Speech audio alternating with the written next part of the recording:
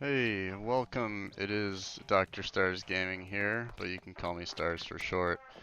I just wanted to make a quick video in response to something I saw on YouTube today, actually. So, I'll have the link to this video in the description below, but a player named Sendou, or Sendou, I'm not really sure which one it is, but yeah, you should go check him out. He's on Team Olive. He made a video today, and he made a couple of different points regarding why we should play competitive with sub abilities off. So let me just give you a little bit of an example as to what he was saying here. So secure password right there.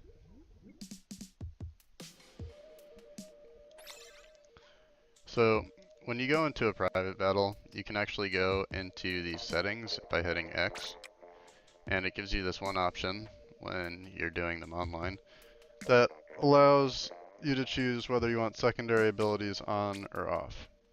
And secondary abilities are commonly called subs in the community. So it's basically all of your subs would just go back to question marks for all of your gear, and you wouldn't actually be able to use any of your leveled up gear. So he made a couple of good arguments, like one thing that he was saying was that it removed competitive RNG. So basically he was talking about it removes the need to like grind out perfect gear, right? You can see on my build here I have a crap ton of subs specifically for this build so that I can throw 2 suction bombs. But if we were playing like this piece of gear would effectively be this piece of gear, even though it's already leveled up on my account.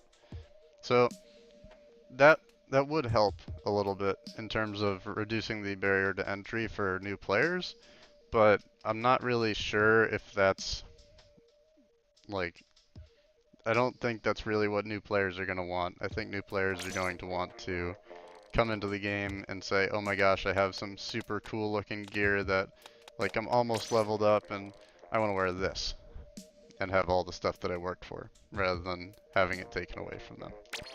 But anyways, so like I was saying, he made a couple of different points. One was removing the RNG related to how like the rolling system works and everything. Then he went on to say that it makes problematic playstyles less viable. So recently people have been overstacking QR quick respawn on a lot of their builds to try to get back into the map faster so that they can just kind of spam lives. Additionally, people have been using special power up, kind of like what he said in his video. Again, I'll have that linked in the video description below. But I can see where he's coming from, since these are kind of problems right now for some maps and some modes. But I'm not really overly convinced on that point. But one other thing he said was freshness. So I think I addressed that earlier. People are just going to want to play whatever they've leveled up. I don't think they're specifically going to care that much about whether they're wearing these headphones or these headphones, as long as it has the the stuff that they want on it. And if you're actually in competitive, you can play the game long enough to get what you want and look the way that you want, right?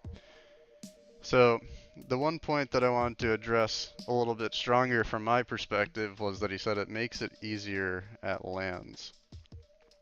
So making this easier at LANs is kind of a very different thing for large organizations and small organizations.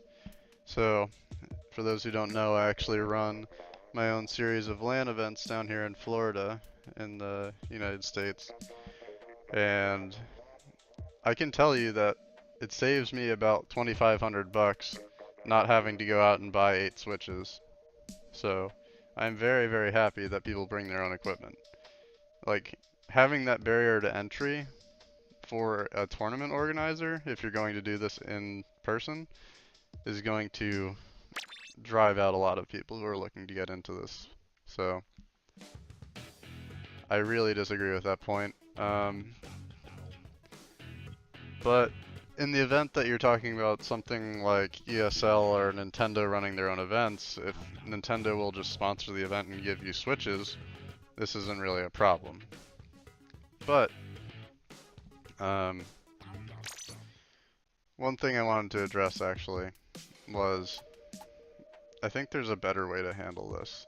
So Sendou talks about what availables are already in the game, right? So Nintendo thought about that and that was their solution. They said, okay, we can level the playing field by just, you know, not allowing people to have subs, right? And I think that is one way. But the thing is, I think Nintendo's already figured out the better way to do this. And sadly, it wasn't the Splatoon team that figured this out. So, in the Splatoon 2 video, for the first time ever, we're going to switch games. To ARMS, actually.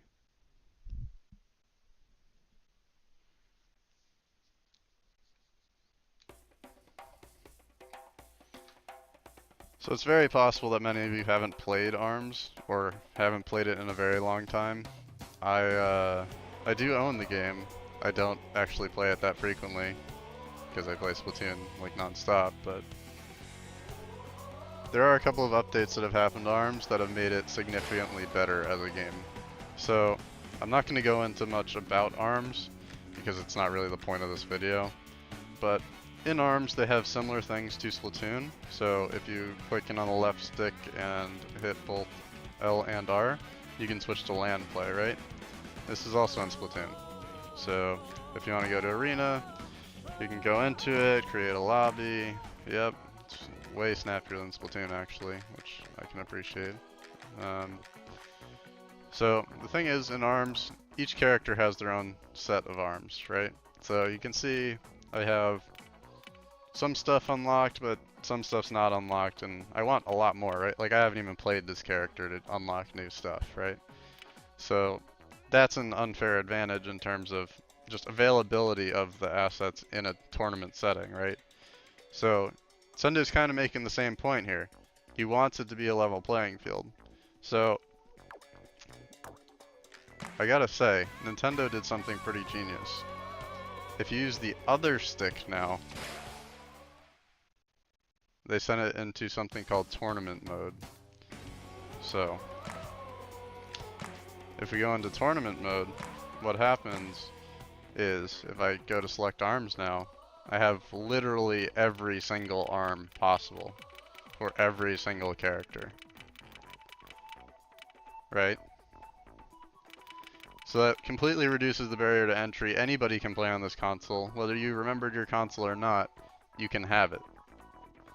And I think this is really the way to get through this, rather than simply restricting sub abilities. If Nintendo could come up with a system similar to this, where you can pick whatever you want it to look like, and then pick whatever gear you want on it, kind of like what people are doing on loadout.inc, the website that I believe Sendou has actually made a couple videos straight off of that website to describe all the different possibilities with gear.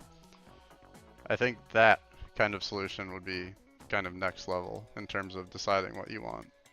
So, before I go any longer, I don't want to make this video that long, so I will see you guys in the next video.